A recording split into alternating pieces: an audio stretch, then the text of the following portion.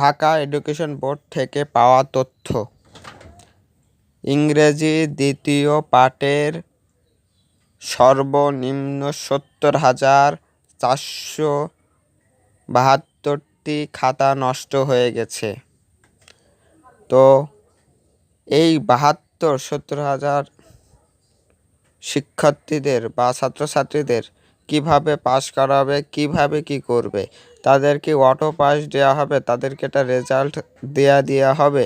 তো এই বিষয়ে কি বলছে শিক্ষা বোর্ড, এই বিষয় নিয়ে এখনও তারা চিন্তাভাবনা করছে, তারা তারপরে প্রকাশ করবে। তো প্রকাশ করলে ইনশাআল্লাহ আপনাদের মাঝে উপস্থাপন করব।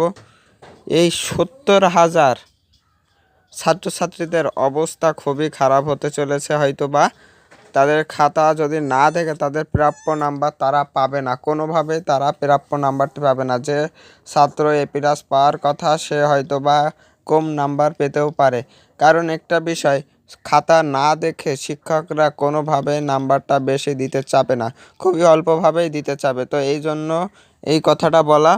তো এরম আরও নিউজ পেতে আমাদের চ্যানেলটি সাবস্ক্রাইব করে রাখতে পারেন, পাশে থাকা বেল আইকনটি বাজিয়ে রাখতে পারেন এবং 5 মিনিট ক্লাসের সাথেই থাকতে পারেন।